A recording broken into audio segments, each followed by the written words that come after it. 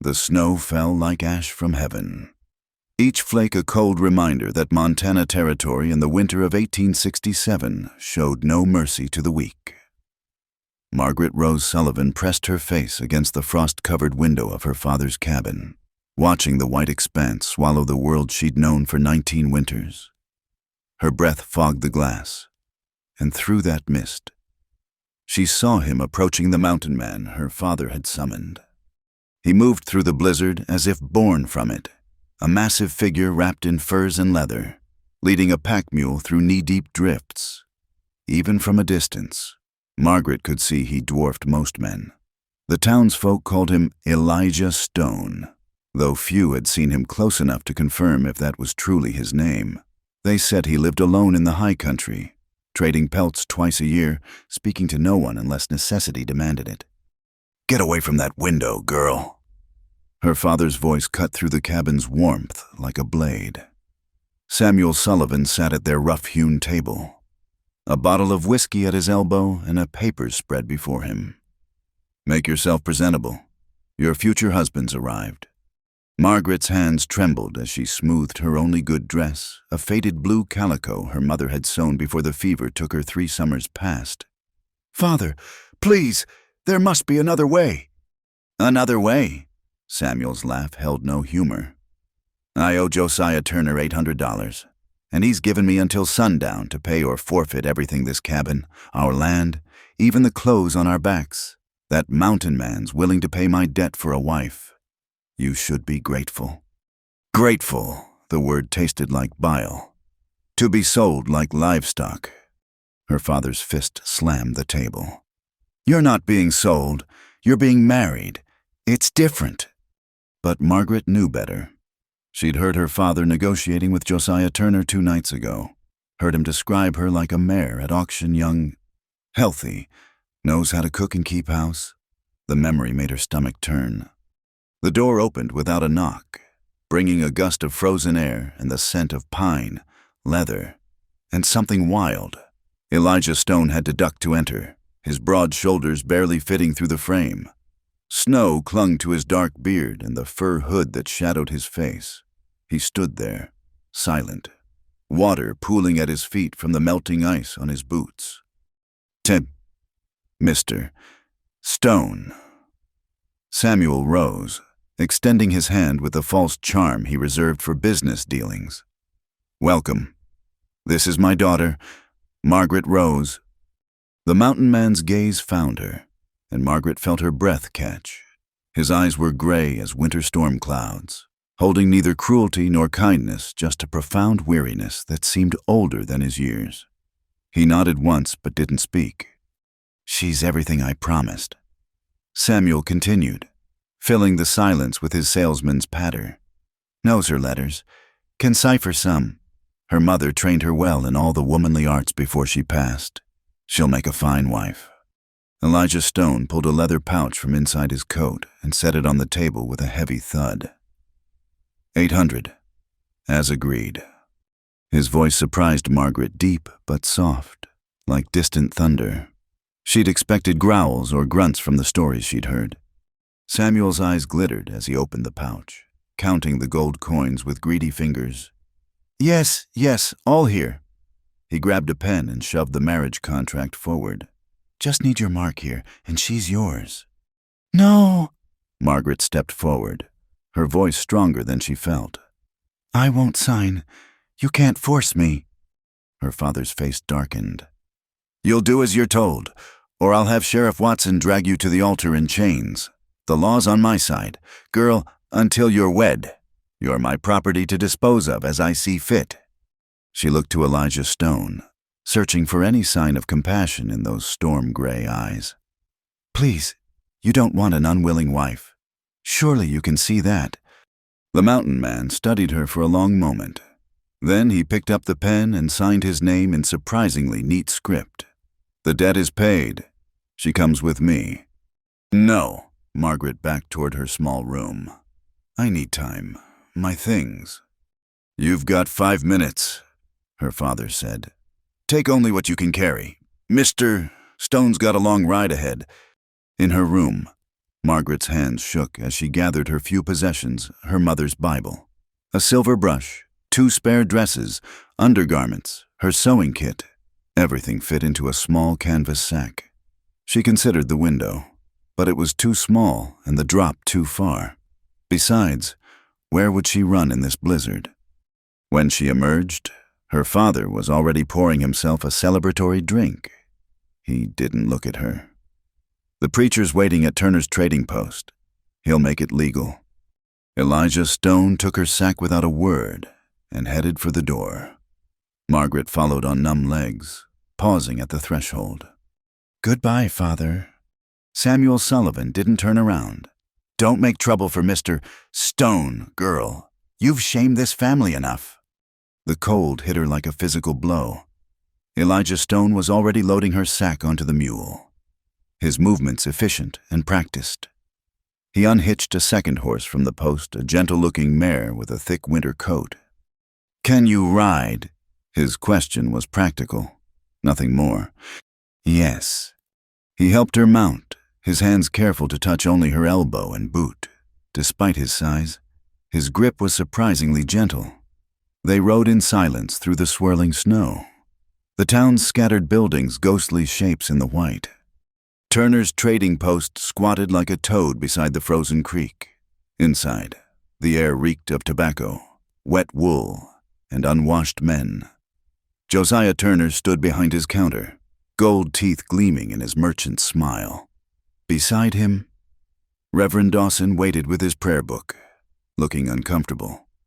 "Ah, the happy couple." Turner's voice oozed false warmth. "Samuel said you'd be along. Shall we proceed with the ceremony?" Margaret felt trapped in a nightmare. Around them, rough men paused their drinking and card games to watch. She recognized some faces, men who'd tipped their hats to her on the street, who'd bought bread from her at the church socials. Now they stared at her with curiosity and something darker. "Well, girlie," Turner prompted. "The Reverend's waiting." Elijah Stone moved closer, not touching but creating a barrier between her and the leering crowd. "Outside," he said quietly. "We'll do this outside." Reverend Dawson shifted nervously. "Mr. Stone, it's freezing." "Outside." There was iron in that soft voice now. They gathered on the trading post's porch, snow whipping around them. The Reverend rushed through the ceremony, stumbling over familiar words in his haste. Margaret stared at the wooden boards beneath her feet, unable to look at the man who was buying her like a sack of flour. "Do you, Elijah Stone, take this woman?" "I do." "Do you, Margaret Rose Sullivan, take this man?" The silence stretched. She felt Elijah shift beside her, felt the Reverend's nervous energy, felt the weight of her father's debt crushing her chest. "She does," Josiah Turner's voice boomed from the doorway. "Say it, girl, or I'll have the sheriff arrest your father for debt. He'll hang. You know, they don't take kindly to welchers here." Margaret raised her head, meeting Elijah Stone's gray eyes. In them, she saw no triumph, no lust, no cruel satisfaction, just that bone-deep weariness and something else understanding, perhaps. "I do." "Then, by the authority vested in me, I pronounce you man and wife." Turner clapped slowly, mockingly. "Congratulations, Mrs. Stone. Your father's debt is cleared." They rode out of town as the sun began its descent behind the mountains, painting the snow-covered peaks blood red. Margaret had never been this far from home, never seen the wilderness that swallowed the horizon. The cold numbed her face, her fingers, her heart. Elijah Stone rode ahead, leading the pack mule, his broad back a dark shape against the white. He hadn't spoken since the ceremony, hadn't looked back to see if she followed. What choice did she have but to follow? As darkness gathered and the temperature plummeted, Margaret began to understand the true price of her father's debt. She wasn't just leaving her home, she was leaving civilization itself, riding into a wilderness with a stranger who'd bought her like property. The wind howled through the pines, and somewhere in the distance, wolves answered. She was no longer Margaret Rose Sullivan. She was the mountain man's wife, heading into a life she couldn't imagine, with a man who might be gentle or cruel, generous or miserly. The unknown stretched before her as vast and cold as the Montana wilderness, and she had no choice but to meet it. Behind them, the lights of town disappeared into the storm, and Margaret didn't look back. There was nothing there for her now, just a father who'd counted his gold while she rode away, and a life that had ended the moment Elijah Stone walked through their door. The mountain man's wife. The words echoed in her mind with each plodding step of her horse. Nobody wanted to be the mountain man's wife. The townspeople had made that clear with their pitying looks and whispered gossip. But want had nothing to do with it. She was his now, bound by law and her father's greed, riding into the frozen darkness toward whatever fate awaited her in the high country. The snow continued to fall, erasing their tracks, erasing the path back to everything she'd known. There was only forward now, into the wilderness, into the unknown, into her new life as Mrs. Elijah Stone. The journey ended when Margaret could no longer feel her fingers. Through the swirling darkness, a structure emerged from the mountainside, not the crude shack she'd imagined, but a solid log cabin with a stone chimney sending smoke into the night sky. Elijah Stone dismounted and began unloading the mule with practiced efficiency. Margaret sat frozen in her saddle, unsure if she should help or wait for instruction. Her husband, the word felt foreign, hadn't spoken in hours. Finally, he appeared at her horse's side, arms raised to help her down. "Can you walk?" She nodded, though her legs buckled when they touched ground. His hands steadied her, then withdrew immediately. He led the horses to a small stable attached to the cabin while Margaret stood in the snow, shivering and lost. The cabin door wasn't locked. Inside, warmth hit her like a blessing. A fire crackled in the stone hearth, casting dancing shadows on walls lined with neat shelves. Everything had its place tools on pegs, dishes stacked precisely, books arranged by size. This wasn't the den of a wild man. It was the home of someone who valued order in a chaotic world. Elijah entered carrying her small sack, snowflakes melting in his dark hair. He set it near a narrow bed in the corner, little more than a cot with a thin mattress and a single wool blanket. "You'll sleep there." His voice was matter-of-fact. "Privy's out back, water barrels by the stove. Don't go outside alone after dark." Margaret looked from the cot to the larger bed across the room, understanding flooding through her. Relief and confusion warred in her chest. He wasn't going to. He didn't expect. "Thank you," she whispered. He paused while hanging his coat on a peg. "For what?" "The bed. I thought—" She stopped, heat rising in her cheeks. "You're here to cook and keep house. Nothing more." He moved to the stove, ladling something from a pot into 2 bowls. "Eat, then sleep. Work starts at dawn."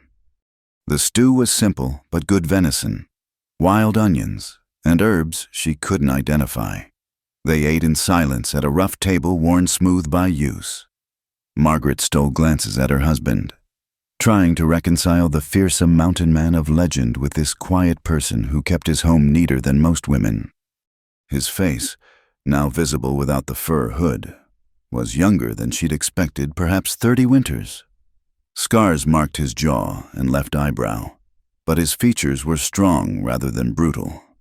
His hands, she noticed, were gentle with everything they touched, from the spoon to the bowl to the cloth he used to wipe the table clean. After supper, he showed her around with brief, practical statements. "Flour's in that barrel, salt pork's in the cellar. Don't touch the rifles unless there's trouble. The big pot's for laundry. Monday's washing day." Margaret nodded at each instruction, overwhelmed by the strange domesticity of it all. When he finished, she stood awkwardly by her cot. "May I ask a question?" He was banking the fire for the night, movements precise and economical. "Ask." "Why did you pay my father's debt?" Why did you want a wife?" His hand stilled on the poker. For a long moment, only the fire's whisper filled the cabin. "Didn't want a wife. Turner came to me, said a man owed him money, had a daughter, said if I didn't take the deal, he'd sell the information to the mining camps. What happens to young women in mining camps isn't fit for speaking." Margaret's throat constricted. She'd heard whispers about the mining camps, about what desperate men did to women with no protection. "So you saved me." "Made a business arrangement." He set the poker aside and moved to his own bed. "Sleep now. Dawn comes early." Margaret lay on her narrow cot, pulling the thin blanket to her chin. The cabin grew quiet, except for the fire's dying crackles and the wind howling outside. She should have been terrified, alone with a stranger in the wilderness. Instead, she felt oddly safe. This man who'd bought her like property had also saved her from a worse fate. The contradiction made her head spin. Sometime in the deep of night, she woke to darkness and cold. The fire had died, and her thin blanket offered little protection against the mountain chill. She curled into a ball, teeth chattering, too proud to complain. A movement in the darkness made her freeze. Footsteps crossed the floor, not toward her, but to a chest near the wall. She heard rustling, then those same careful footsteps approaching her cot. She squeezed her eyes shut, feigning sleep. Weight settled over her, soft, warm, heavy, a wolf pelt. She realized, still carrying the heat from where it had lain near the fire. The footsteps retreated, and she heard Elijah settle back into his bed. Margaret pulled the pelt closer, breathing in its wild scent. This small kindness, given in darkness when he thought she slept, said more than any words. She lay awake long after, trying to understand the man who'd married her. Dawn came like Elijah had promised, early and demanding.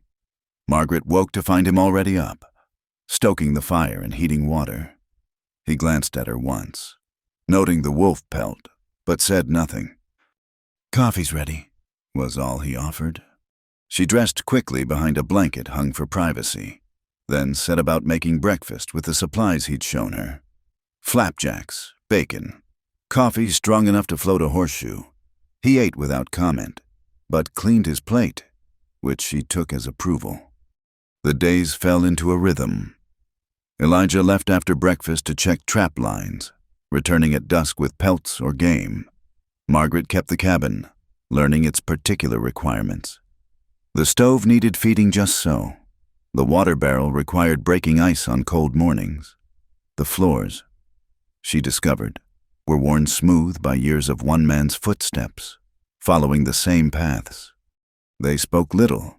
He instructed. She acknowledged. He provided. She prepared. Yet, in the silence, she began to read him. The way he always knocked snow from his boots before entering. How he never reached across her at table, always asking her to pass things. The careful distance he maintained, never crowding her in the small space.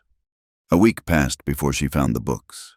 She had been cleaning, moving a chair, when she discovered a trunk tucked beneath his bed. Inside lay treasures volumes of Shakespeare, poetry by Wordsworth, even a few novels. The books were well read.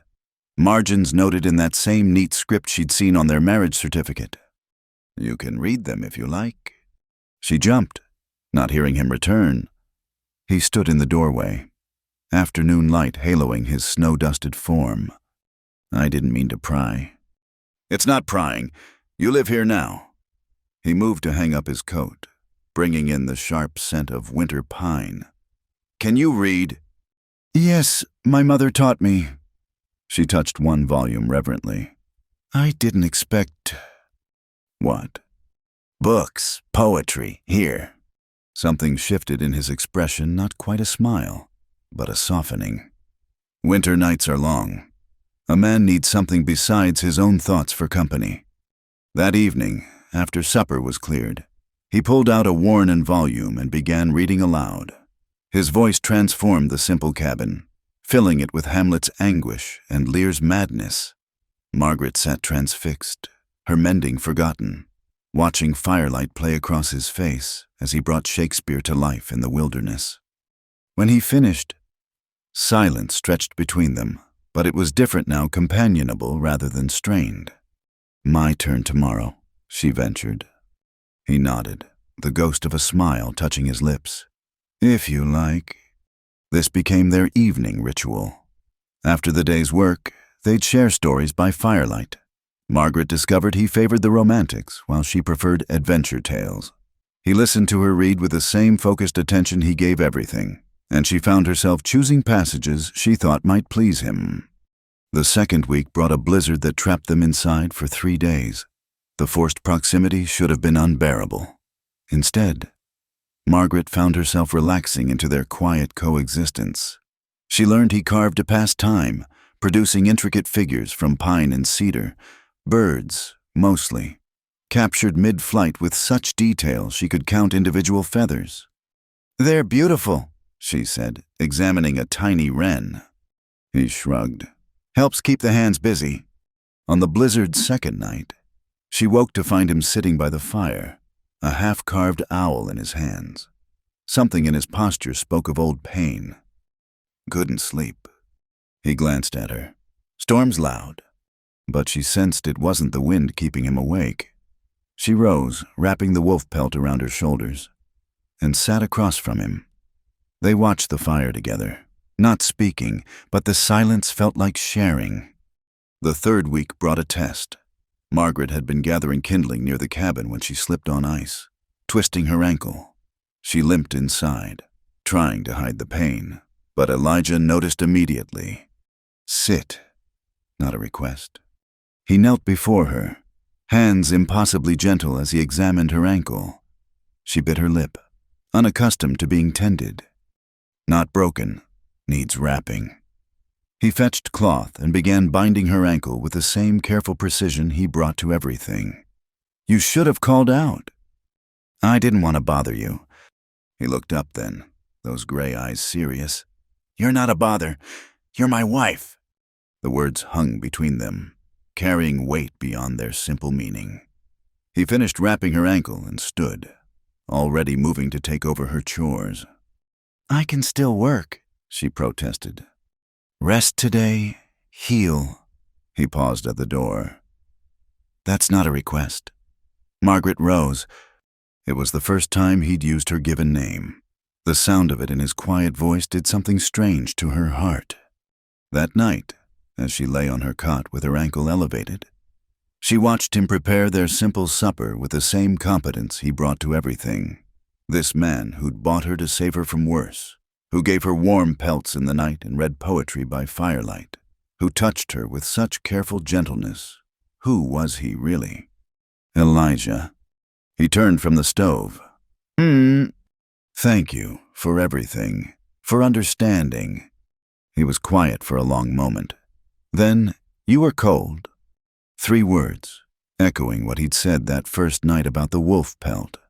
But Margaret heard what lay beneath concern, protection, perhaps even the beginnings of care. In this cabin at the edge of civilization, with snow erasing the world beyond their door, she was starting to understand that kindness could grow in the most unexpected places. The mountain man's wife. The title still felt strange, but less frightening now. As she drifted towards sleep, listening to Elijah moving quietly about the cabin, Margaret wondered if perhaps neither of them had gotten what they'd expected from this arrangement.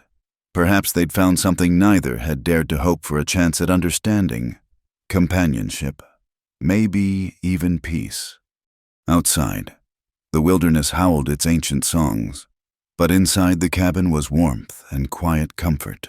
Tomorrow would bring new challenges, but tonight she was safe. Tonight she was home. The language of their life together wasn't built on words. It grew from small gestures, repeated actions, and the quiet understanding that bloomed between 2 people learning to share space. By the 4th week, Margaret could predict Elijah's movements as surely as sunrise, the way he checked the door latch twice before bed, how he always left the last piece of cornbread for her, the particular rhythm of his whittling when something troubled him. She'd taken to mending by the fire while he carved, their silence comfortable as old friends. "This evening," She noticed him working on something different, smaller, more delicate than his usual birds. His knife moved with unusual care, brow furrowed in concentration. "What are you making?" He glanced up briefly. "Just passing time."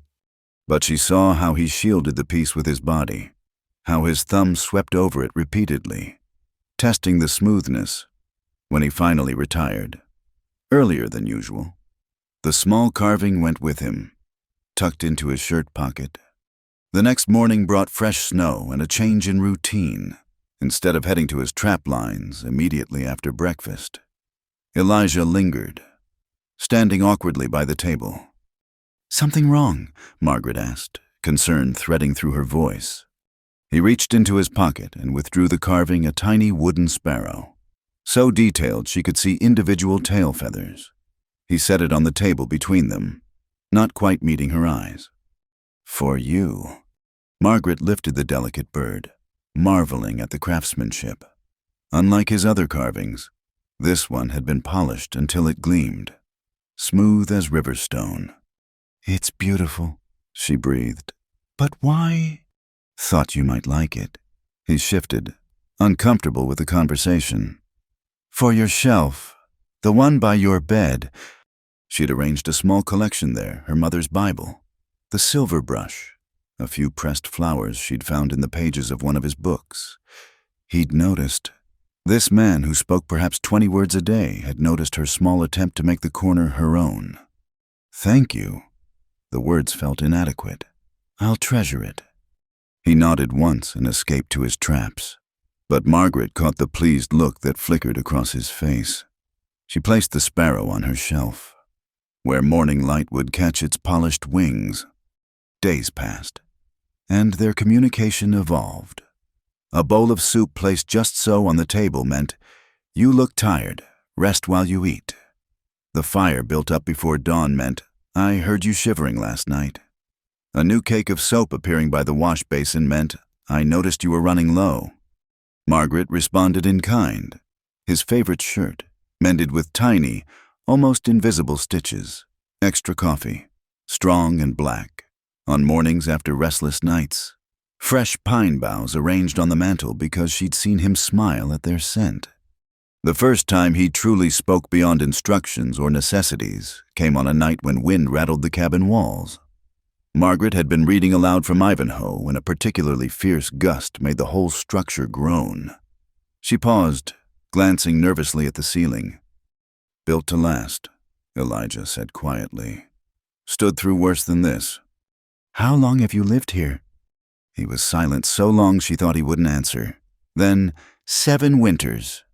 "Alone." "Mostly." Something in that single word carried weight. Margaret waited, having learned that rushing him was like startling a deer. It only caused retreat. "Had a partner once, fellow trapper, good man." He stared into the fire. "Avalanche took him 5 winters back. Been just me since." "I'm sorry." "Mountains take what they want." His voice held no bitterness, just acceptance. "But they give to peace, purpose, place where a man can think." "What do you think about—" He looked at her then, really looked, and Margaret felt heat rise in her cheeks. "Used to think about the past. Now—" He shrugged. "Different things."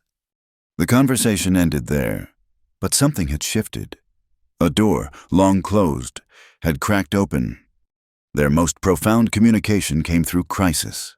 Margaret had been washing clothes, hauling hot water from stove to tub, when she heard it, a sound that made her blood freeze. A low, rumbling growl from just beyond the door. She froze, hands still in the soapy water. Through the window, she saw it, a mountain cat, tawny and magnificent, pawing at something in the snow. One of Elijah's traps, she realized, with a rabbit caught inside. Moving slowly, she reached for the rifle mounted by the door. Elijah had shown her how to use it, made her practice until she could load and fire smoothly. "Never know when you might need it," he'd said. The cat hadn't noticed her yet, focused on its easy meal. Margaret eased the door open, rifle raised, her hands shook, But her aim held true. The shot echoed across the mountainside. The cat bolted, leaving the trap and its contents behind. Margaret stood trembling in the doorway, gun smoke stinging her nose. When she heard running footsteps crunching through snow, Elijah appeared around the cabin corner, rifle in hand, eyes wild. He took in the scene: Margaret with the smoking gun, the abandoned trap, the cat's tracks leading into the forest. "You shot at it." "It was after your trap. I didn't hit it, just scared it off." Something passed over his face: surprise, pride, relief. Without warning, he crossed the space between them and pulled her into a fierce hug. Margaret stiffened, then melted against him, feeling the rapid beat of his heart through his coat. "You were cold," he said into her hair, and she understood he meant so much more than temperature. "You were in danger. You were brave. You were wonderful." He released her as suddenly as he'd grabbed her, stepping back, color high on his cheeks. "Good shooting," he managed, then busied himself checking the trap. That night, their reading felt charged with new energy. When their eyes met across the fire, Margaret saw something she hadn't before: vulnerability, possibility, hope. The real change came with her nightmares. Margaret had thought she'd hidden them well, stuffing her fist in her mouth to muffle any sounds, but nothing escaped Elijah's notice in the small cabin. She woke gasping from a familiar dream: her father's voice, the trading post's leering men, being dragged toward a fate worse than death. Sweat soaked her thin nightgown despite the cold. "Margaret!" she jolted. Elijah stood beside her cot, not touching, just present. In the dim light, she could see he'd pulled on trousers but nothing else, his scarred chest bare. "Bad dream." She nodded, not trusting her voice. "Want some tea help sometimes? I didn't mean to wake you." "You didn't. I was up." A lie. She knew, but a kind one. He made tea with the same careful attention he gave everything chamomile from his dried stores, honey from a trade last summer. They sat by the dying fire, not speaking, until her trembling stopped. "Gets easier," he said finally. "The dreams, they fade. You have them too." A long pause. Different kind, but yes. She wanted to ask, but held back. Instead, she offered what she could.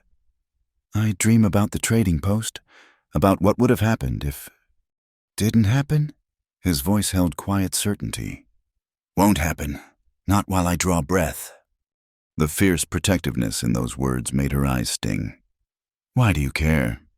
He was quiet so long she thought he wouldn't answer. When he spoke, his voice was barely above a whisper. "You hung curtains." Margaret blinked, confused. "What?" "Second week here. You hung curtains on the windows, made from your old petticoat." He stared into his tea. "No one's hung curtains here before. Made the place look lived in, like a home instead of just shelter." Such a small thing to notice, to value, but Margaret understood. Those curtains represented her choice to try, to make the best of her circumstance, and he'd seen that effort, appreciated it. "I had to try," she said softly. "You gave me that chance." We gave each other a chance. After that night, when nightmares came, she'd find him waiting with tea. They'd sit together until dawn painted the mountains pink. Not talking, just being. It became another part of their language presence without words, comfort without touch. The day she laughed, truly laughed for the first time in the cabin, Elijah looked like she'd handed him gold. He'd been telling her, in his halting way, about a raccoon that had gotten into his supplies last summer. Creature wore my flour bag like a mask. Looked like a tiny bandit ghost. His deadpan delivery of the image broke something loose in her. Her laughter rang off the cabin walls, bright and unexpected. Elijah's eyes widened, then crinkled at the corners, the closest she'd seen to a real smile. "Like that sound," he said quietly. Margaret felt heat bloom in her chest. Maybe you should tell more stories then? Maybe I should. Spring's approach brought new revelations. The snow began its slow retreat, revealing the landscape beneath. Elijah started taking her on short walks, showing her edible plants, teaching her to read animal signs. On one such walk, they stopped by a half-frozen stream. The sound of water running beneath ice filled the quiet. Beautiful, Margaret murmured. You belong. She turned, startled by the echo of words he'd spoken weeks ago about the wolf.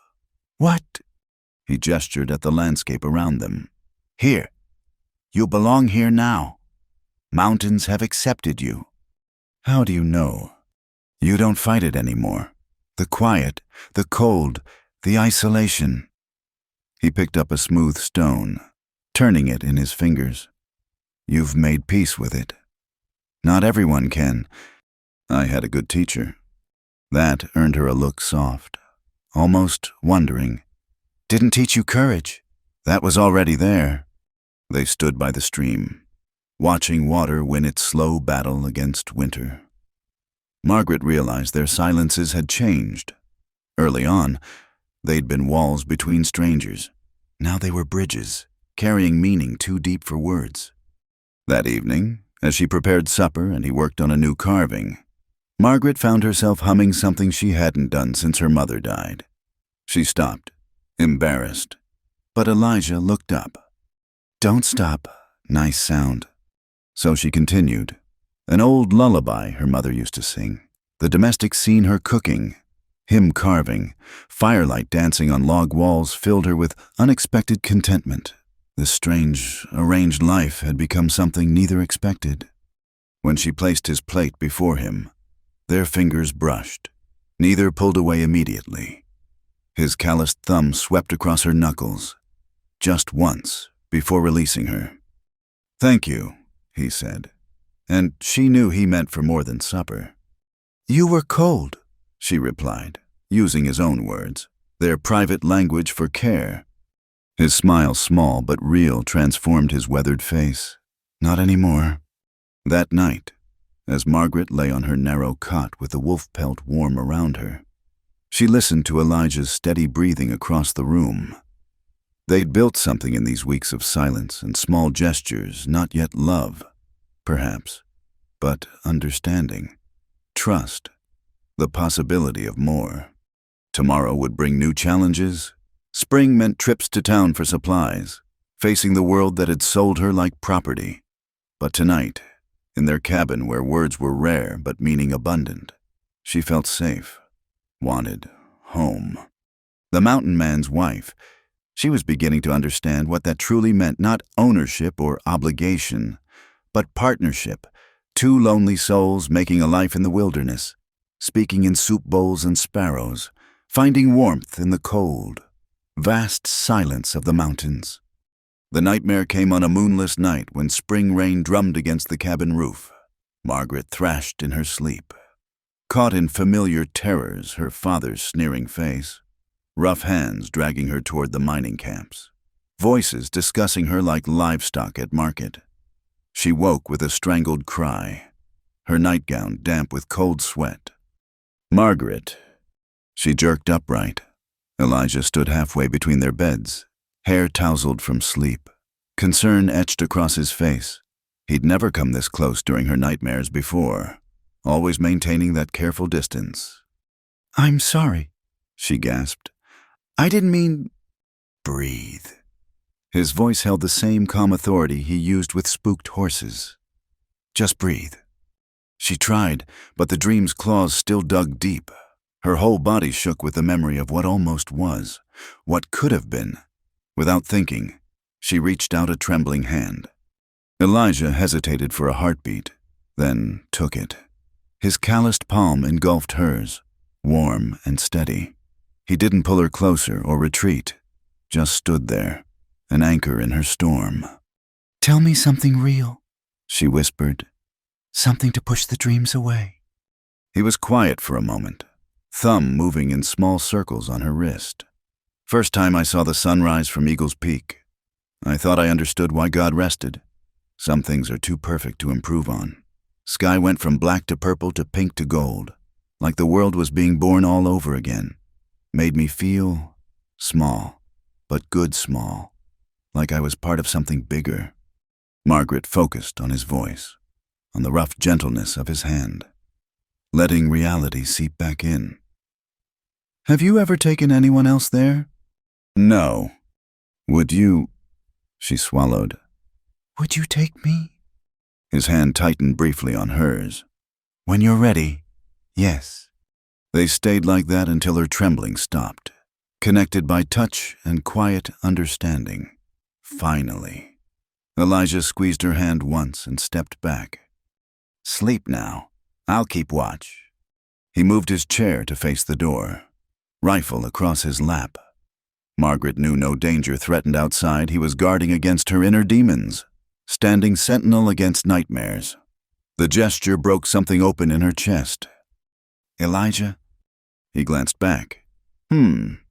Thank you for seeing me as more than damaged goods. His expression shifted, something fierce flickering in his gray eyes. You're not damaged. Margaret Rose, you're the strongest woman I've known. Don't let anyone, including yourself, tell you different. She slept peacefully the rest of the night, knowing he kept watch. Spring's full arrival brought changes to their routine. The trap lines required less attention as animals emerged from winter hiding. Elijah began preparing for his twice-yearly trip to town furs to trade, supplies to purchase, business to conduct. Margaret tried to hide her dread, but he noticed. You don't have to come, he said one evening, checking his pelts. Got enough supplies to last if you'd rather stay. The offer tempted her. Hide in their mountain sanctuary. Avoid the stares and whispers. But she thought of Elijah facing her father, Josiah Turner, all those leering men alone. No, I'm your wife. I should be with you. He looked up sharply. It was the first time she'd claimed the title without bitterness. Might be unpleasant. People talk. Let them. She lifted her chin. I'm not ashamed. Something soft passed over his features. All right then. We leave day after tomorrow. The night before departure, Margaret's dreams took a different turn. Not nightmares this time, but memories, her mother's gentle hands braiding her hair, the smell of bread baking, laughter before the fever came. She woke with tears on her cheeks, grief fresh as a new wound. This time, she didn't wait for Elijah to notice. She rose, wrapping her shawl around her shoulders, and made her way outside. The night air bit sharp and clean. Stars crowded the sky, more than she'd ever seen in town. She didn't hear him approach, but suddenly he was there, a solid presence at her shoulder. Missing her, always. Margaret wiped her cheeks. But it's different here. Cleaner somehow, like the mountains washed some of the hurt away. They stood in comfortable silence, watching constellations wheel overhead. Then, so gradually she almost didn't notice, Elijah's arm came around her shoulders, not possessive or demanding, just offering warmth against the cold. Margaret leaned into him, feeling the steady rise and fall of his breathing. Tell me about your family. He tensed slightly, but didn't pull away. Not much to tell. Parents died when I was young, raised by my uncle, a trapper like me. He taught me the mountains. Then typhus took him too. Been on my own since. I'm sorry. Long time ago. His arm tightened slightly. Taught me to value what I have while I have it. The weight of those words settled between them. Margaret turned to face him, studying his face in the starlight. And what do you have now? More than I expected, he said quietly. More than I probably deserve. Don't say that. She reached up, touching the scar on his jaw. He went very still. You're a good man. Elijah Stone, the best I've known. He caught her hand, pressing it against his cheek. His eyes closed briefly, as if savoring the touch. When they opened, they held a question. Margaret answered by rising on her toes, bringing her face close to his. Their first kiss was tentative, a brush of lips like testing thin ice. When neither pulled away, it deepened. Years of loneliness and longing poured into that single point of connection. When they finally parted, both breathing unsteadily, Elijah rested his forehead against hers. "Margaret, Shh." She placed a finger on his lips. "No words, not yet, just let it be." They returned to the cabin hand in hand. Something fundamental shifted between them. At her cot, Elijah paused. "Stay," Margaret whispered. "Just to sleep? I don't want to be alone tonight." He nodded, understanding. They lay together on his larger bed, fully clothed, her head on his chest. His heartbeat, strong and steady, lulled her toward sleep. "The wolves," she murmured drowsily. "Why don't they come around anymore?" His hand stroked her hair. "They do. You just don't see them. They watch from the tree line, making sure you're safe." "Like you." A quiet chuckle rumbled through his chest. "Maybe." Morning brought awkwardness. They woke, tangled together, faces flushed, unsure how to navigate this new territory. But when Elijah handed her coffee, their fingers lingered in the exchange, and Margaret knew there was no going back. The trip to town tested their new connection. As they descended from their mountain sanctuary, the world's harsh realities crept back in. Margaret's stomach knotted tighter with each mile. They stopped at a creek to water the horses. Elijah noticed her rigid posture, the white knuckles gripping her reins. "We don't have to do this," he said. "Can turn back now." "No." She forced her hands to relax. "I won't hide forever, and you need those supplies." He dismounted and came to her side, reaching up to help her down. But instead of setting her on her feet immediately, he held her suspended, forcing her to meet his eyes. "What I need," he said carefully, "is for you to be all right. Everything else is secondary." The town appeared by late afternoon, looking smaller and meaner than Margaret remembered. People stopped to stare as they rode down Main Street, the hermit mountain man and his bought bride, returning from the wilderness. At Turner's trading post, Josiah himself emerged, gold teeth glinting. Well, Elijah Stone and his little wife, surprised to see her looking so healthy. Elijah's jaw tightened, but he said nothing. Beginning to unload his furs, Margaret lifted her chin, meeting Turner's leer with steady eyes. "Disappointed, Mr. Turner." The merchant's smile faltered. "Now, Missy, no need for that tone, just expressing concern for your welfare." "How kind." Her voice could have frozen water. "Though your concern comes months late, doesn't it?" Turner flushed, glancing around at the gathering crowd. Margaret recognized faces, women who'd clucked sympathetically while doing nothing. Men who'd made crude jokes about the mountain man's appetites. Margaret rose. A familiar voice made her blood chill. Her father stood in the doorway of the saloon, looking older, meaner, drunker. "Thought that was you. Come to visit your old PA." Elijah moved smoothly between them. "We're here on business, Sullivan. Nothing more." Now, Stone. Man has a right to speak to his daughter." Samuel's bloodshot eyes fixed on Margaret, looking prosperous. "Girl, mountain life agrees with you. Or maybe it's the mountain man." The crowd snickered. Margaret felt Elijah tense, ready to violence. She touched his arm, drawing strength from the contact. "The mountain man," she said clearly, "treats me with more kindness and respect than my father ever did, if that's what you're asking." Gasps rippled through the onlookers. Samuel's face darkened. "Ungrateful brat, I saved you from destitution." "You sold me." The words rang across the street. "Like a horse or a plot of land to pay your drinking debts."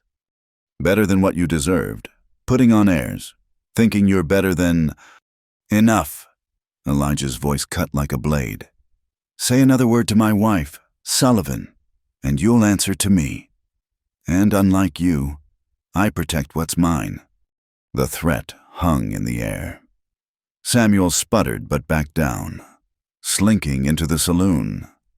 The crowd began to disperse, denied their entertainment. Inside the trading post, Turner completed their transaction in sullen silence, but as they loaded supplies, an older woman approached Mrs. Garrett, the pastor's widow. "Margaret, dear," she said softly, Are you truly well?" Margaret saw genuine concern in the woman's faded eyes. "Yes, Mrs. Garrett, truly." "I'm glad." The widow glanced at Elijah, who was securing goods on the pack mule. "He seems different than expected." "He is," Margaret smiled. "He's the best of men." "Mrs." Garrett squeezed her hand. "Then I'm happy for you, child. Don't let the gossips tell you otherwise." As they prepared to leave, something made Margaret turn. A gray wolf stood at the edge of town, watching. Others might have seen a predator, but Margaret recognized a guardian. The wolf met her eyes for a long moment, then melted back into the forest. "Ready?" Elijah asked. She nodded, mounting her horse. As they rode out, passing judgment and whispers, Margaret held her head high. Let them talk. They knew nothing of gentleness in calloused hands, of poetry by firelight, of safety found in silence. The journey home passed quickly, both lost in thought. As their cabin came into view, Elijah spoke. "You did well today. Face them down." "I had to, for both of us." He dismounted and helped her down, hands lingering on her waist. "Why?" "Because I'm not the mountain man's bought bride anymore." She met his eyes steadily. "I'm his wife by choice, and I won't let anyone, including my father, make me ashamed of that." His hands tightened. "Margaret?" "I know it's not. We haven't—" She blushed but pressed on. "But what we have, what we're building, it's real. More real than anything in that town." "You belong," he said softly, echoing his words from weeks ago. "Not just here, but—" He touched his chest, over his heart. That night, as they sat reading by the fire, the day's confrontations felt distant. The wolves sang in the darkness, not threatening but welcoming, as if celebrating her return. Margaret leaned against Elijah's shoulder, feeling his warmth, his solid presence. She'd been tested and hadn't broken. The past's shadows still lingered, but they held less power now, here in their sanctuary, with spring transforming the world and something tender blooming between them. Margaret began to believe in tomorrow. The mountain man's wife. She wore the title like armor now, forged in hardship but polished by hope. Whatever came next, she would face it as she had today with courage, dignity, and the quiet strength of knowing she was exactly where she belonged. The stranger arrived on a Tuesday morning when fog clung to the mountainside like cotton. Margaret was tending her small garden. Elijah had helped her clear a patch near the cabin where hardy vegetables might grow when she heard horses approaching. Multiple horses, moving fast. She straightened, hand instinctively moving to the rifle propped against the fence. Elijah was checking his farthest trap line. Wouldn't be back until evening. The lead rider emerged from the mist, a weathered man in trail-worn clothes. Slumping in his saddle. "Please," he called out, voice cracking. "My name's Jim Corwin. I'm a trapper, friend of Elijah Stone. Is he here?" Margaret kept the rifle close but didn't raise it. "He's out. What do you need?" The man swayed, and she noticed the dark stain on his shirt. Blood. Didn't know where else to go. "Elijah helped me once. Thought maybe—" He toppled from his horse before finishing. Margaret dropped the rifle and ran to him, her healer's instincts overriding caution. The wound was bad, a deep gash along his ribs, already showing signs of infection. "Help me get him inside," she ordered the other rider, a boy of maybe 16 with frightened eyes. Together, they half-carried, half-dragged Corwin to the cabin. Margaret worked with focused efficiency, Drawing on memories of helping her mother tend the sick, she cleaned the wound, applied a poultice of herbs Elijah had taught her to recognize, and wrapped it tight. The man burned with fever, mumbling incoherently. "What happened?" she asked the boy. "Claim jumpers," he stammered. "Came at our camp 3 nights back. Jim tried to fight them off. Got cut bad. We've been riding since, trying to find help." As afternoon wore on, Corwin's condition worsened. Margaret did everything she knew, but the infection had spread too far. She was mixing another batch of medicinal tea when the boy grabbed her wrist. "You're her. Ain't you the woman Sullivan sold to the mountain man?" Margaret jerked free. "I'm Mrs. Stone. That's all that matters. Folks in town say things. Say you're a witch, that you bewitched Stone somehow." "Do I look like a witch to you?" She continued working, though her hands trembled slightly. "I'm just a woman trying to save your friend's life." The boy subsided, but Margaret felt the weight of his suspicious gaze. As darkness fell, she heard Elijah's approach his particular whistle that let her know all was well. He entered the cabin and took in the scene with one sweeping glance. "Jim," he said simply, moving to the injured man's side. "How bad?" "Bad," Margaret admitted. "I've done what I can, but the infection—" Elijah checked her work, fingers gentle on the bandages. "You did good. Better than most could have." He looked at the boy. "Tom Corwin, Jim's nephew." "Mr. Stone." The boy's voice held a mix of relief and fear. "Sorry to bring trouble to your door." "Jim's no trouble. He's good people." Elijah's gaze found Margaret. "You all right?" She nodded, warmed by his concern. They worked together through the night, taking turns tending the sick man. But as dawn approached, Jim Corwin's breathing grew shallow, then stopped. Tom broke down, sobbing like the child he still partly was. Margaret moved to comfort him, but he flinched away. "Don't touch me. This is your fault." "Tom," Elijah warned. "No, folks said she was bad luck, said she brought a curse, and now Uncle Jim—" His voice cracked. "He was fine until we came here. Your uncle was dying when he arrived." Margaret said quietly, "I tried." "You're a witch. That's what they say in town. That's why your own PA had to get rid of you." The words hit like physical blows. Margaret stepped back, wrapping her arms around herself. Elijah moved between them, voice deadly quiet. "Boy, you're grieving, so I'll give you one chance. Apologize to my wife now." Tom's face went white at Elijah's tone, but grief made him reckless. "It's true, everyone knows." "Get out." Elijah pointed to the door. "Take your uncle's body and go. Don't come back." "But now." They wrapped Jim Corwin in a blanket, helped Tom secure the body to his horse. The boy rode away without another word. But the damage was done. Margaret stood in the doorway, watching until he disappeared into morning mist. "He didn't mean it," she said finally. "He was hurting." "Doesn't make it right." Elijah touched her shoulder. "You saved his uncle from dying alone in the woods. Gave him comfort at the end. That's what matters." But the encounter had shaken something loose. That night, Margaret's dreams tangled with memories and fears. She saw her father's sneering face, heard the townspeople's whispers, felt hands dragging her toward darkness.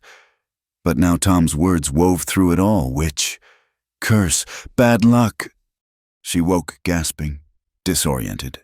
The cabin was dark, the fire dead. But she wasn't in her bed. She stood by the door, hand on the latch, barefoot in her nightgown. "Margaret." Elijah stood behind her, careful not to touch. "You were sleepwalking."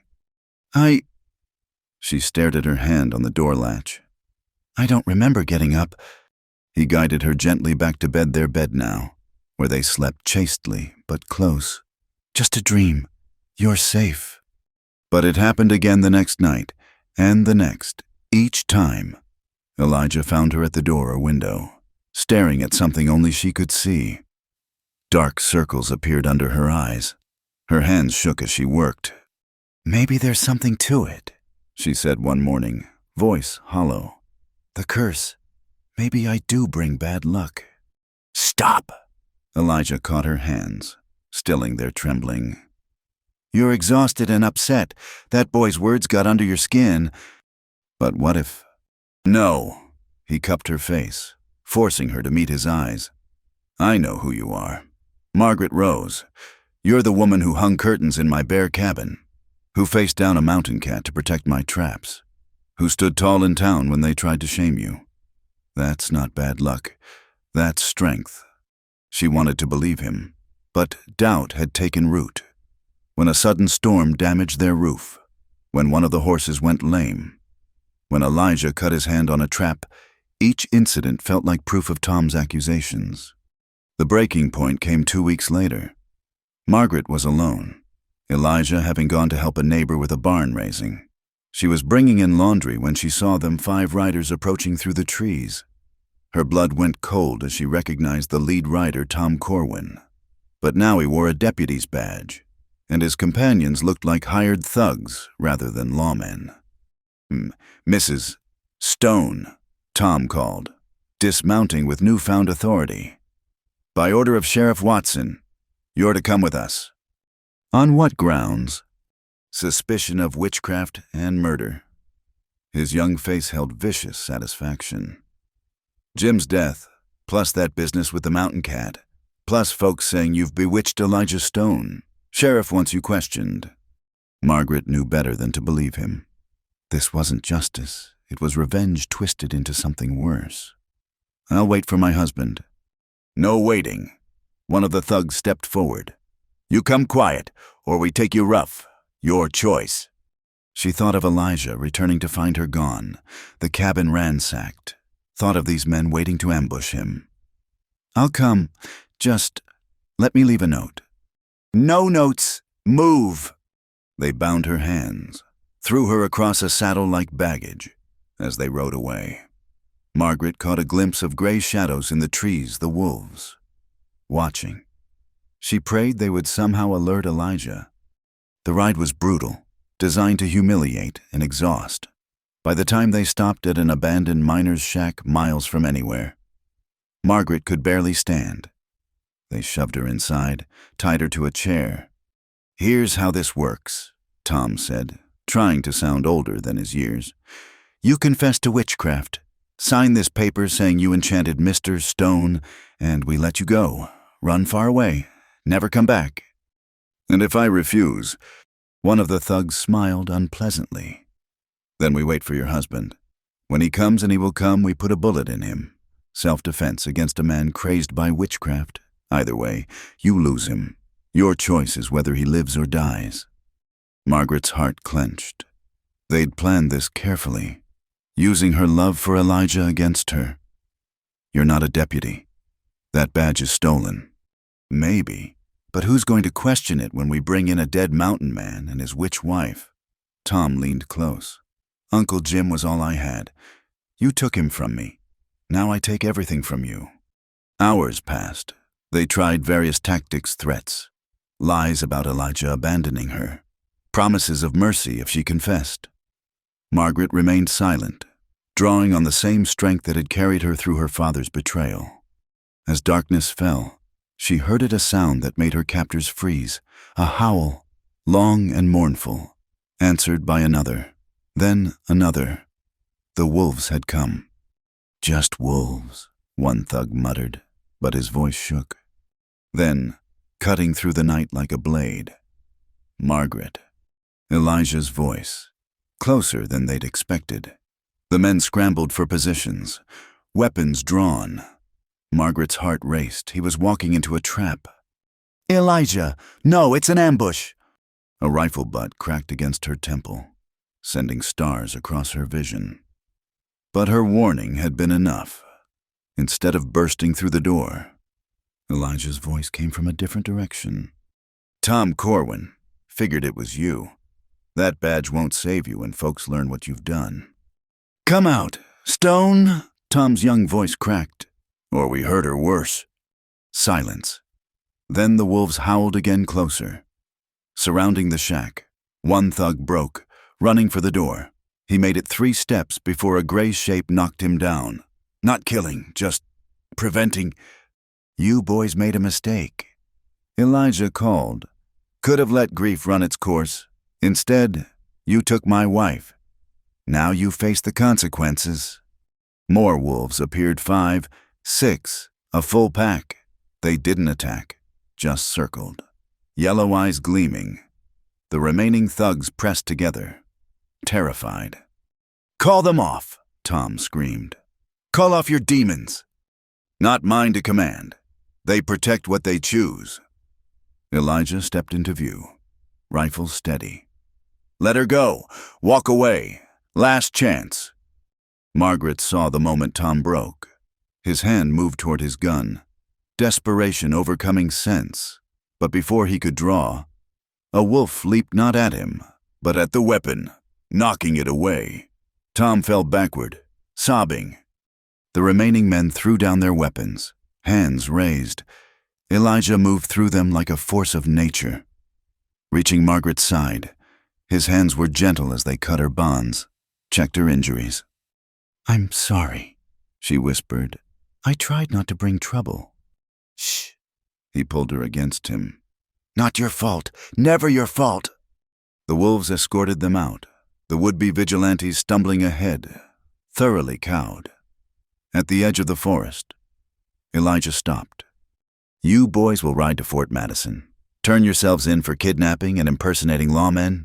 If I hear you've gone anywhere else, if you ever come near my wife again. He didn't finish. Didn't need to. They rode off in terror. Tom looked back once. Young face twisted with fear and something like understanding. Margaret almost pitied him.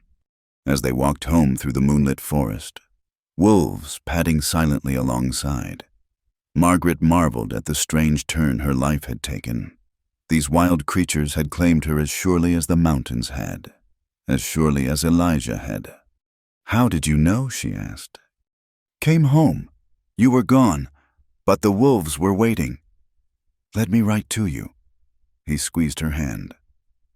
Told you they were keeping watch. Elijah. What Tom said about me bringing bad luck?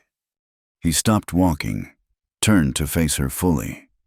You want to know what I see when I look at you? I see the woman who brought life back to my dead cabin, who brought warmth to my cold existence, who gave me something to protect, to cherish, to love.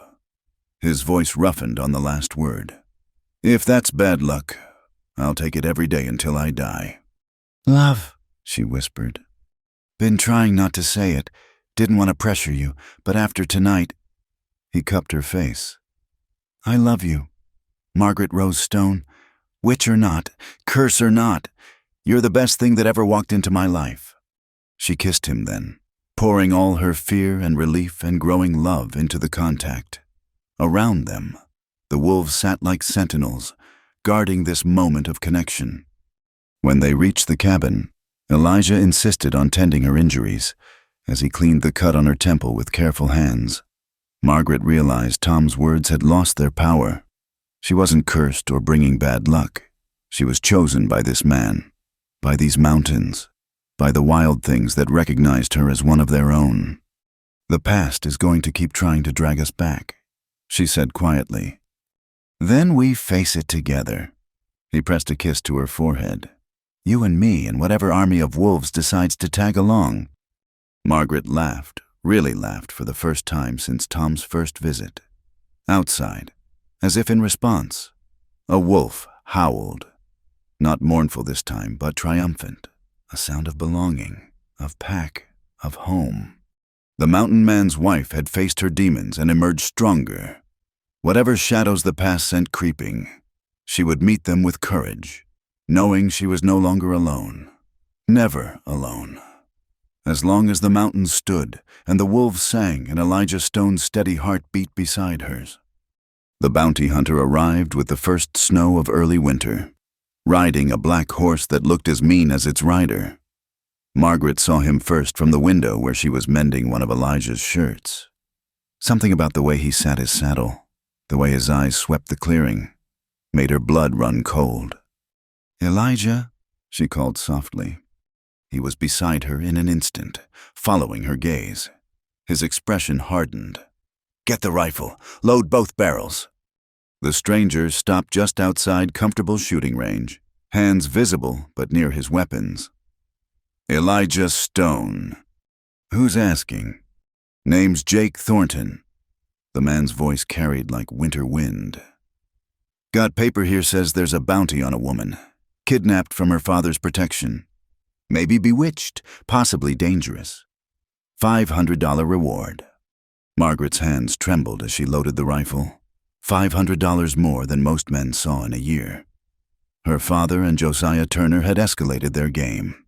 "No woman here matches that description," Elijah said evenly. "Just my wife, legal and proper married." Thornton smiled, showing too many teeth.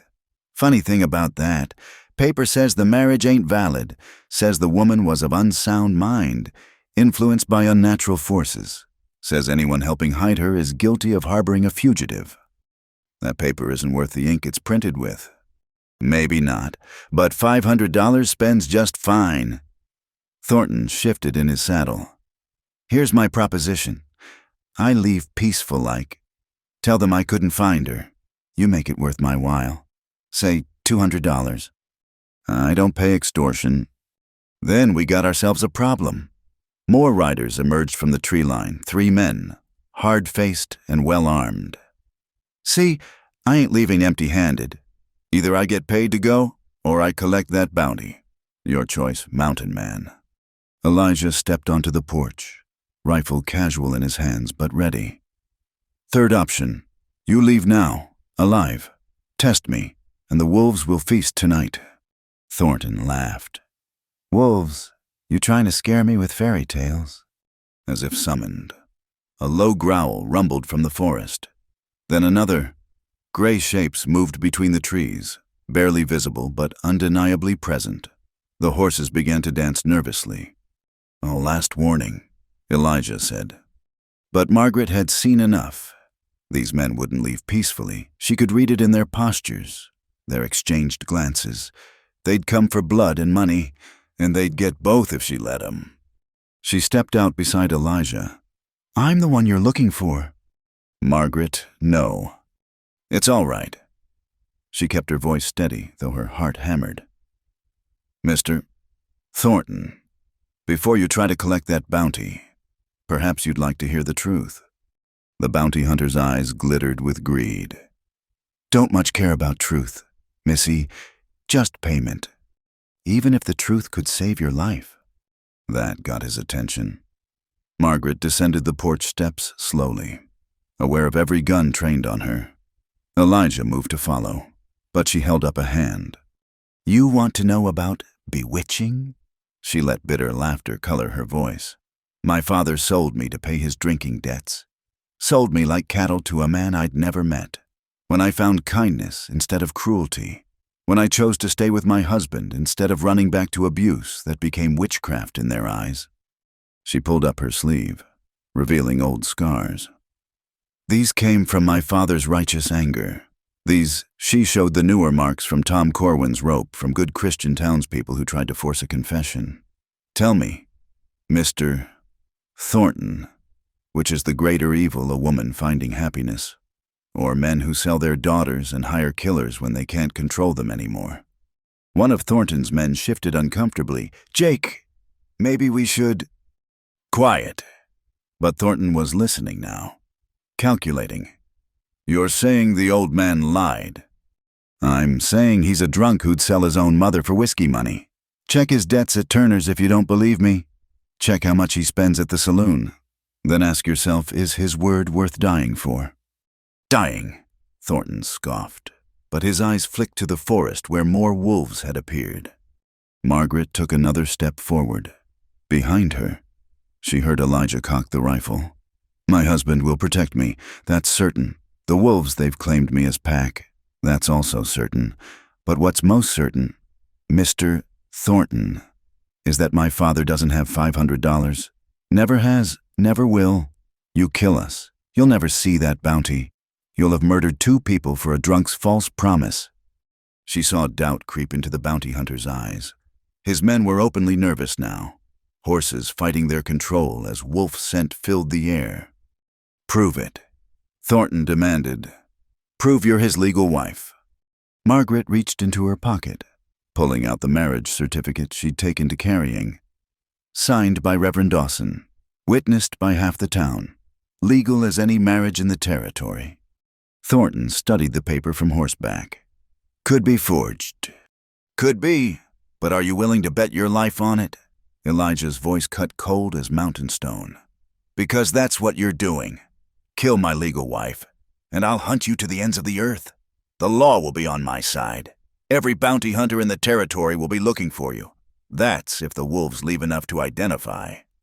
The pack had grown 8, 10, maybe more gray shapes surrounding the clearing. They didn't attack, didn't even growl anymore. They just watched with patient yellow eyes. One of Thornton's men broke. "This ain't worth it. Jake, let's go." "Shut up." But Thornton was wavering too. Margaret pressed her advantage.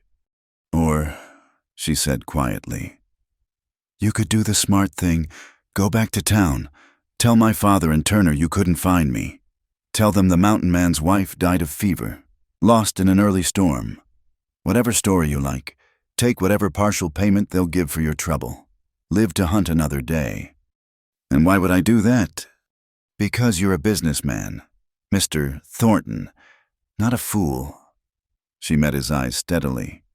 "There's no profit in dying for a drunk's grudge, but there's plenty of profit in staying alive, taking easier bounties, ones that don't come with protective husbands and wolf packs." Long moments passed. Wind whispered through pine branches. Snow began to fall. Light flakes that seemed to muffle the world. Finally, Thornton lowered his gun. "Boys, we're leaving." "But Jake." "I said we're leaving." He looked at Margaret with something almost like respect. "You got sand. Woman, I'll give you that." To Elijah, "You got yourself a fighter there. Stone, best keep her close." Plan 2. Thornton turned his horse. "For what it's worth, I'll tell them you're dead. Fever took you quick, nothing left to bury. But others might come. Your father's got a mean streak and Turner's got influence." "We'll be ready," Elijah said. The bounty hunters rode away, vanishing into the falling snow. The wolves melted back into the forest, their protection no longer needed. Margaret stood trembling in the cold until Elijah's arms wrapped around her from behind. "That was the bravest, most foolish thing I've ever seen," he murmured into her hair. "I couldn't let them hurt you. Couldn't let it come to killing." He turned her to face him. "You risked everything." "No," she touched his face. "I protected everything. This life, this home, this love, it's worth any risk." They went inside as snow began falling harder. Elijah barred the door, checked the windows, his movements sharp with a lingering tension. Margaret made coffee with shaking hands, needing something normal to steady herself. "He was right," Elijah said finally. "Others might come. Then we'll face them, together." He studied her across the table. "When did you become so fierce?" "The day I decided I was your wife by choice, not circumstance." She managed a smile. "Though I think I've always been fierce, just needed the right reason to show it." That night, they sat closer than usual before the fire. The day's danger had stripped away pretense, leaving only truth between them. When Elijah spoke, his voice was rough with emotion. "When you stepped out there, put yourself between me and those guns." He shook his head. "I've lost everyone I ever cared about. Margaret, couldn't bear to lose you too." "You won't." She laced her fingers through his. "I'm too stubborn to die, remember? Promise me something. Next time, because there will be a next time, don't sacrifice yourself for me. We stand together or not at all. Only if you promise the same." He squeezed her hand. "Deal." Later, as they prepared for bed, Margaret found herself studying the cabin with new eyes. This simple structure had become a fortress, a sanctuary defended by love and loyalty. The wolves' protection was a gift, but the true strength lay in the choice two damaged people had made to build something worth defending. Elijah, she stood by their bed, decision made. I don't want to sleep holding back anymore.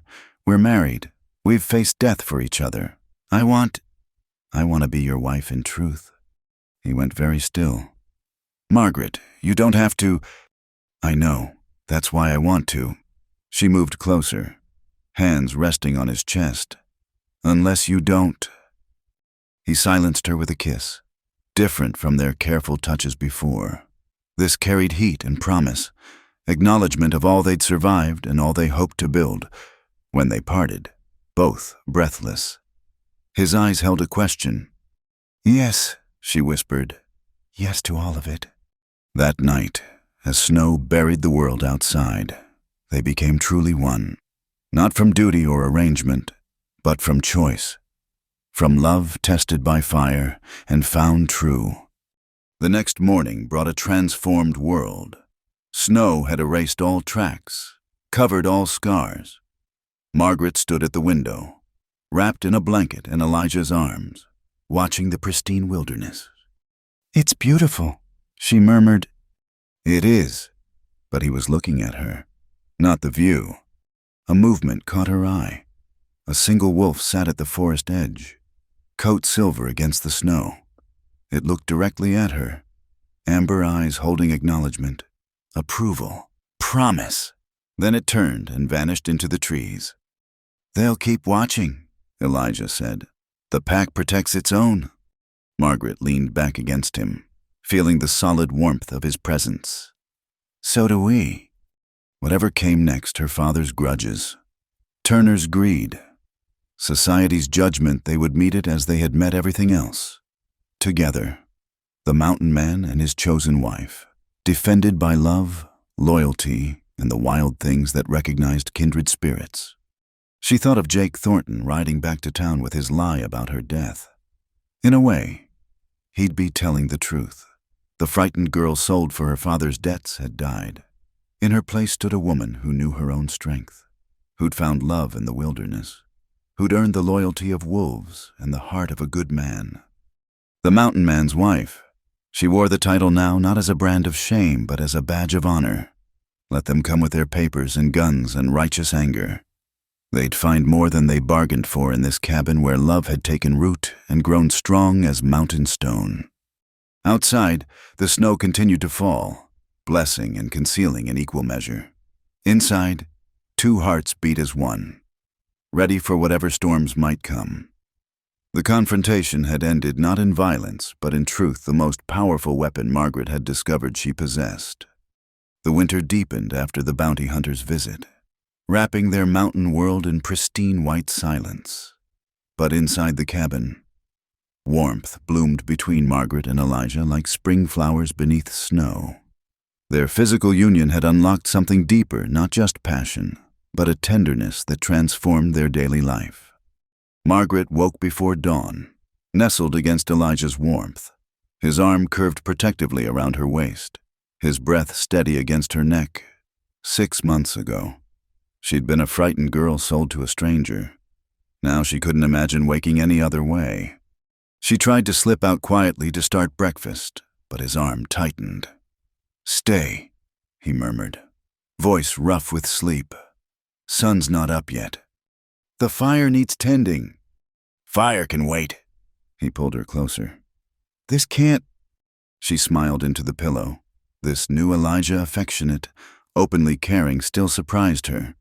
The walls he'd built through years of solitude had crumbled, revealing a man starved for connection. Later, as she cooked breakfast and he repaired a snowshoe by the fire, comfortable quiet filled the cabin. They'd found their rhythm, no longer the careful dance of strangers, but the easy flow of partners.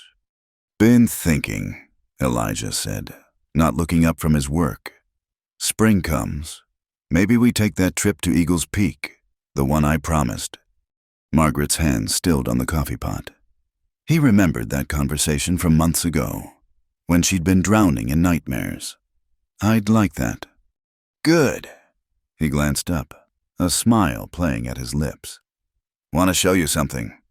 He set aside the snowshoe and retrieved something from a high shelf, a small wooden box she'd never seen before. Inside lay a silver ring, simple but beautiful, with a small mountain stone set in the center. "Was my mother's," he said quietly. "Been meaning to give it to you proper. Our wedding was—" He shrugged. "Wasn't what either of us would have chosen. Thought maybe we could do it right. Just us, the mountains, and whatever words feel true." Margaret's throat tightened. Elijah Stone, are you proposing to your own wife? "Suppose I am." His gray eyes held that mix of vulnerability and strength she'd come to cherish. Margaret rose. "Would you marry me again? Choose me again, and not because anyone forced you, but because—" She silenced him with a kiss. "Yes, 1,000 times yes." He slipped the ring onto her finger, where it caught the firelight like captured starlight. They stood together, hands clasped, and spoke vows that came from the heart. No witnesses but the wind. No authority but their own choice. It felt more sacred than any church ceremony. That night by the fire, Elijah pulled out a familiar book, Shakespeare's Sonnets, but instead of reading, he held it uncertainly. "What is it?" Margaret asked. "There's something— I want to share something, but I'm not good with words." She waited, having learned patience with his careful nature. Finally, he opened the book to a marked page, but instead of reading Shakespeare, he pulled out a folded paper tucked between pages. "I wrote this weeks ago, after that first night we—" Color touched his cheeks. "Just read it." Margaret unfolded the paper, recognizing his neat script. Asterisk, the winter was long before you came. Asterisk, ice in my heart, frost in my soul. I'd forgotten the warmth of spring's sweet claim. Asterisk, the way green life makes broken things whole. Asterisk, you brought curtains to my bare windows.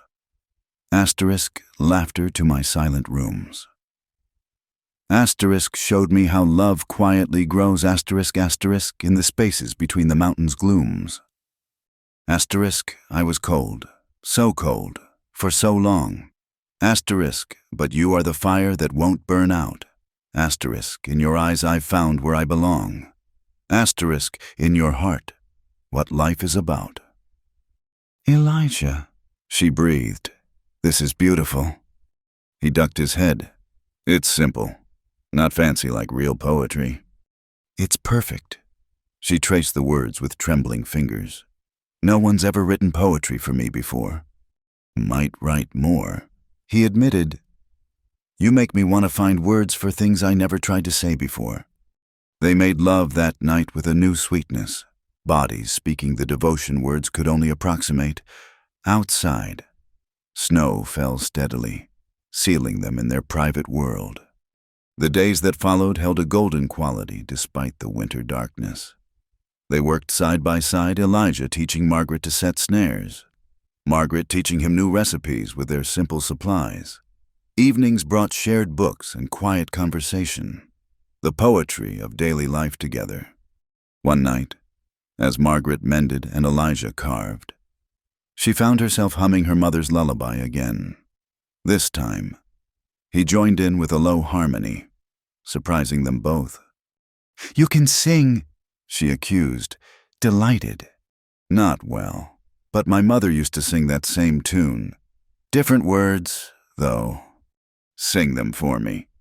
He hesitated, then began in his quiet voice. "Sleep now, my child. The mountains keep guard. Asterisk, snow falls like blessings, soft on the ground. Asterisk, wolves sing you safely through times that are hard.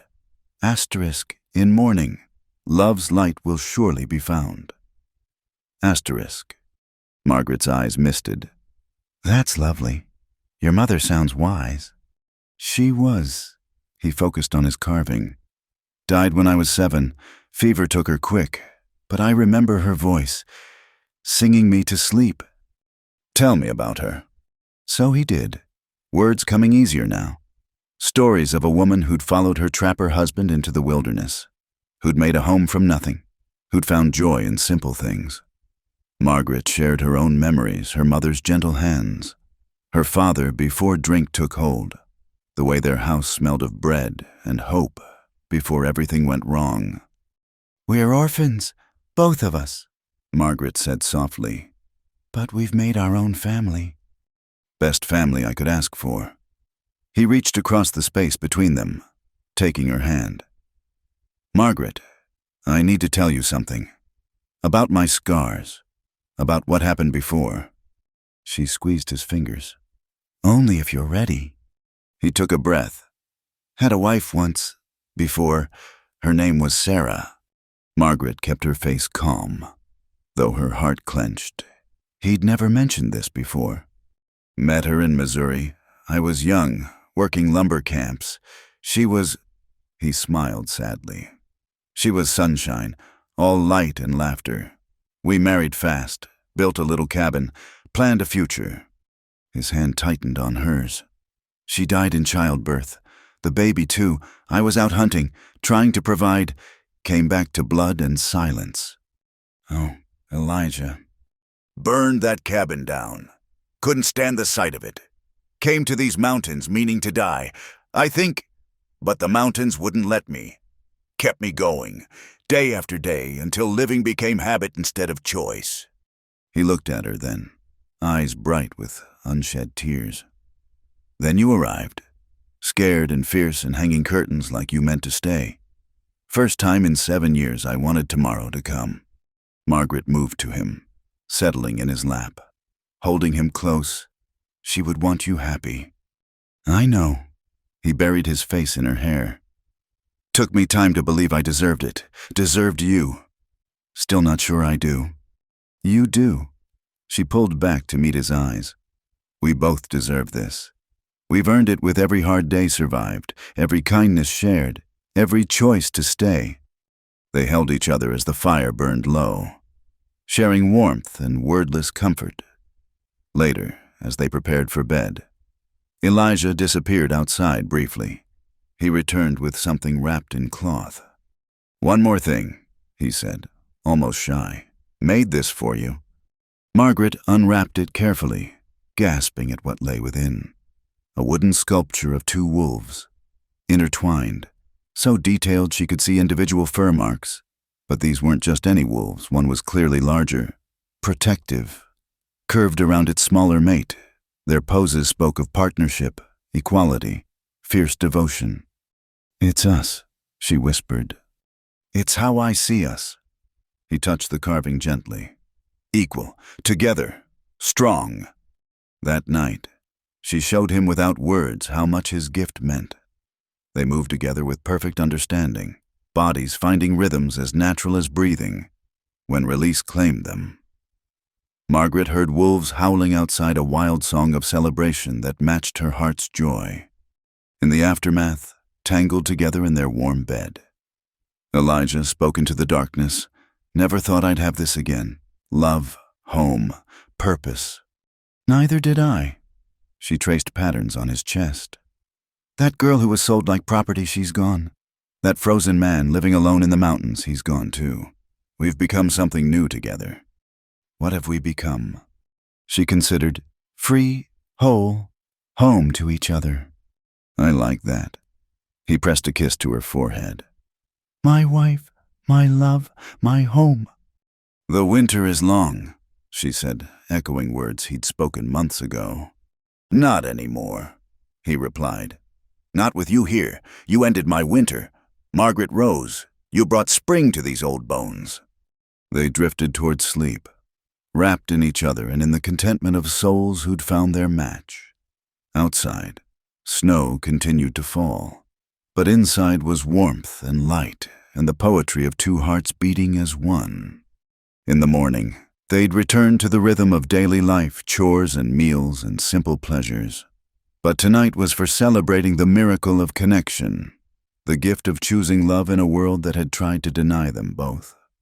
The mountain man's wife lay in her husband's arms, wearing his mother's ring and his carved tribute to their bond. She thought of all the cold nights before, all the loneliness both had endured. Worth it, she decided. Every harsh day had led them here, to this cabin where love bloomed like wildflowers in spring. I love you, She whispered, words still new enough to thrill. I love you back, he replied, and in those simple words lay all the poetry either of them would ever need. Tomorrow would bring its own challenges, but tonight, the winter couldn't touch them. They'd built their own warmth, tended their own fire, created their own world where broken things learned to heal and frozen hearts remembered how to beat. The wolves sang their approval to the star-scattered sky, and in the cabin at the edge of civilization, two souls who'd thought love had passed them by discovered it had simply been waiting for the right moment to bloom. 5 years had passed since that winter when love bloomed in earnest between them. The cabin had grown. Elijah had added a room when Margaret mentioned wanting space for herbs and healing supplies. A proper porch now wrapped around two sides, where they could sit and watch sunsets paint the mountains gold. The vegetable garden had expanded, protected by a fence Elijah built after deer discovered Margaret's prized tomatoes. Margaret stood at that garden fence now, one hand resting on her rounded belly, watching spring transform their mountainside. At 24, she'd grown into her strength, no longer the frightened girl, but a woman who knew her worth. The wolves still visited, though less frequently, appearing like gray ghosts when storms threatened or strangers passed too near. Shouldn't you be resting? Elijah's voice came from behind her, fond and fussing as he'd been these past months. The midwife said movement was good. She turned, smiling at his concern. Besides, the peas won't plant themselves. He wrapped his arms around her from behind, hands splaying protectively over where their child grew. Peas can wait. You're more important. We're fine, she assured him, covering his hands with hers. Strong as mountain stone. Remember, it had taken 3 years before her body welcomed a child. 3 years of quiet grief each month when hope didn't bloom. But Elijah had been patient, reminding her they were already complete. Already family. When she'd finally told him about the new life growing within her, he'd cried only the second time she'd seen tears from her steady mountain man. Now, with summer approaching and her time near, their isolated life had gradually opened to include a few trusted souls. The midwife, Mary Hutchins, traveled up monthly from the valley settlement that had grown 20 miles south. She was a tough, kind woman who delivered hundreds of babies and didn't hold with town gossip about witches or cursed women. Your color's good, Mary had said on her last visit. Baby's positioned right. You'll do fine when the time comes. But as Margaret watched Elijah fuss over her now, she knew he'd worry until their child arrived safely. Sarah's shadow still lingered, the first wife who died bringing life into the world. Margaret understood his fear because she shared it, but she also knew something Sarah perhaps hadn't. She wasn't alone. Not anymore. Come inside. Elijah coaxed. I made that ginger tea you like. She let him lead her to the cabin, noting how he'd carved the porch steps deeper, added an extra railing, all the quiet ways he tried to keep her safe. Inside, evidence of their shared life filled every corner. Her herbs hung drying from the rafters. His carvings decorated shelves and windowsills. Books, so many more, now lined one entire wall. The rocking chair he'd built sat by the fire, waiting. As she settled into that chair with her tea, Elijah knelt beside her, producing a small, wrapped bundle. What's this? She asked. Open it. Inside lay a tiny, carved wolf, so small it fit in her palm, every detail perfect despite its size, a baby's toy, made with infinite care. It's beautiful, she whispered. Every child born to these mountains needs a protector. He touched her belly gently. The real wolves will watch, but this one can guard the cradle. Margaret traced the tiny wolf's features, throat tight with emotion. You're going to be a wonderful father. I hope so. His voice roughened. Been practicing on you, trying to learn how to take care of what matters. She cupped his scarred face. You already know. You've been taking care of me since that first night with the wolf pelt." They sat together as afternoon light slanted through her windows. With the curtains she'd made from petticoats and trade fabric, this was her home now, truly and completely. Not the place she'd been sold to, but the life she'd chosen and built with this man who spoke poetry in careful gestures. That evening, as Elijah prepared dinner he'd taken over most cooking as her pregnancy advanced, Margaret felt the first real pain. Not the practiced twinges she'd been having, but a deep, purposeful tightening. "Elijah," she said carefully, "I think it's time." He froze, ladle suspended over the pot. "Now, but Mary said—" "Babies keep their own schedule." Another pain rolled through her, stronger. "You'll need to fetch her. I'm not leaving you alone." "You have to, unless you plan to deliver this baby yourself." His face paled, but he was already moving, gathering what they'd prepared. "I'll saddle the fastest horse. Be back before you know it." "Elijah." She caught his hand as he passed. "We're going to be fine, both of us." He kissed her fiercely. "You better be. Can't do this life without you." Margaret rose. Then he was gone, leaving her to labor's ancient rhythm. Margaret had helped her mother with birthings before, knew what to expect. She walked the cabin, pausing to breathe through contractions, keeping calm. This was just another mountain to climb, another wilderness to navigate. Hours passed, the pain strengthened, coming faster. Margaret began to worry Elijah should have returned by now. Had something happened? Was the trail washed out from spring rain? Then she heard wolves howling, closer than they'd come in months. She made her way to the window and gasped. 3 wolves sat in the clearing, alert and watchful. As she watched, more emerged from the forest. 5, 7, a dozen.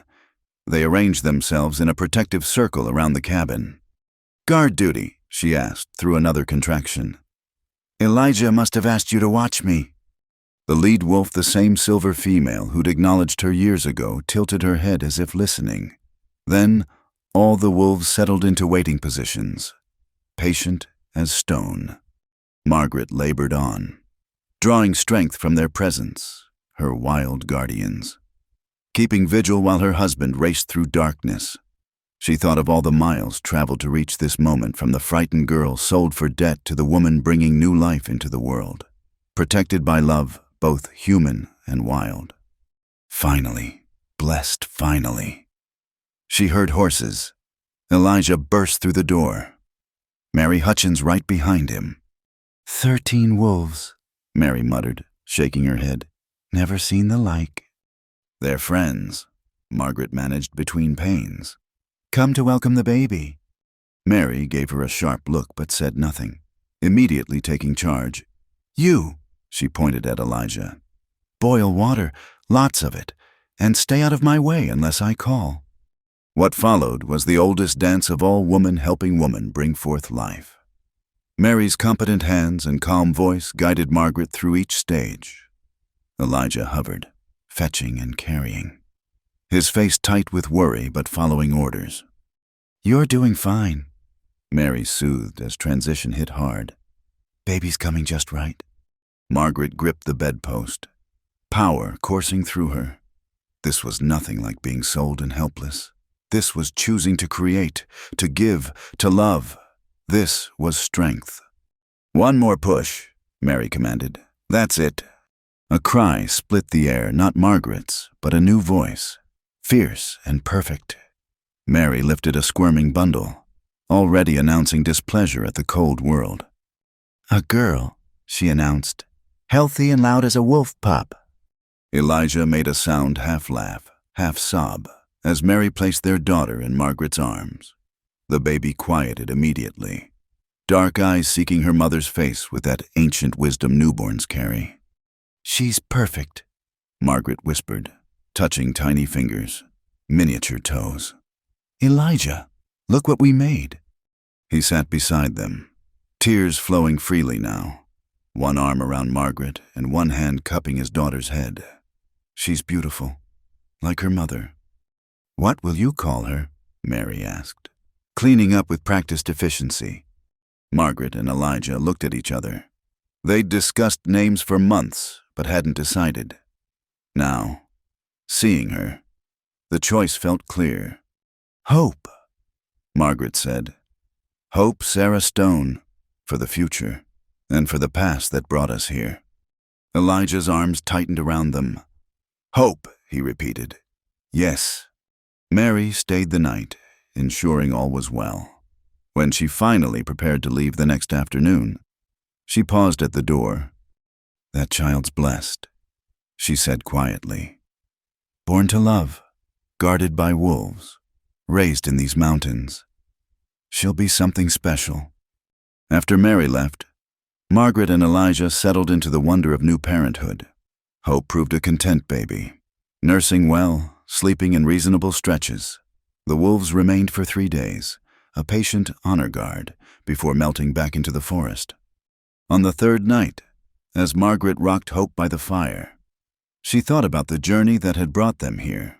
The scared girl sold by her father seemed like someone from a story now, distant and pitied, but no longer her.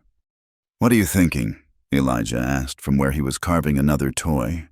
She suspected. About circles, endings that become beginnings.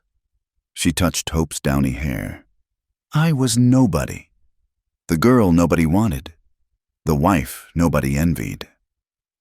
You were never nobody, he said firmly. You were just waiting to become who you really are. And who's that? He set aside his carving, coming to kneel beside them. Margaret Rose Stone, strongest woman in these mountains, mother of my child, love of my life, the one who taught a frozen man how to live again. You taught me too, she said softly. Showed me gentleness could live in strength. Showed me home isn't a place but a choice 2 people make. Hope stirred, making small sounds. Margaret adjusted her, and the baby settled again, content and safe. Outside, a wolf howled a sound that had once meant wilderness and fear, but now meant protection and belonging.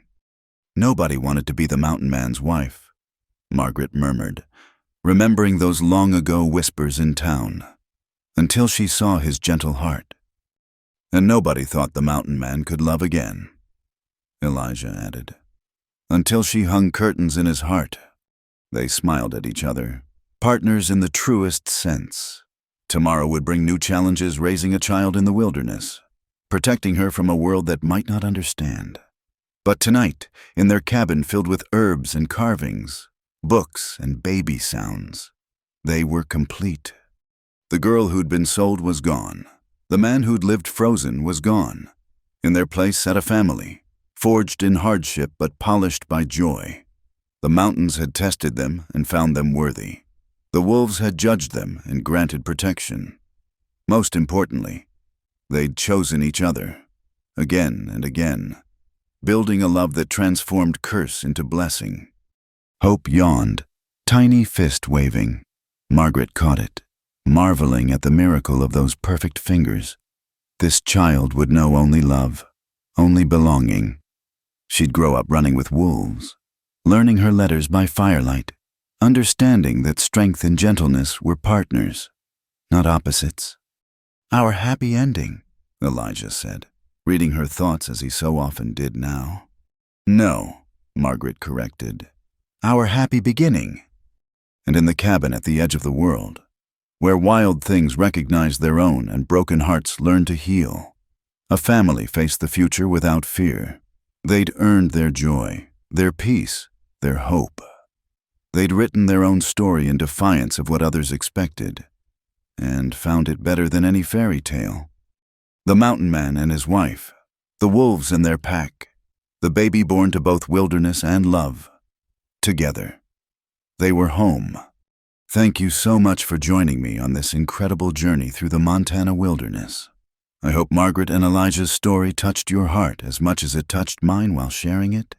I'd love to hear where in the world you're listening to this story. Are you cozied up at home, on your commute, or perhaps even in the mountains yourself?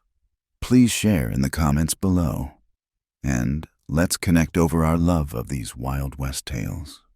If you enjoyed this story, please subscribe to Wild West Nights for more tales of love, adventure, and redemption in the American frontier. Hit that like button if Margaret's journey inspired you. And don't forget to press the hype button to help this story reach more listeners who need to hear that love can bloom even in the harshest wilderness. Until next time, partners, keep riding toward your own happy beginnings.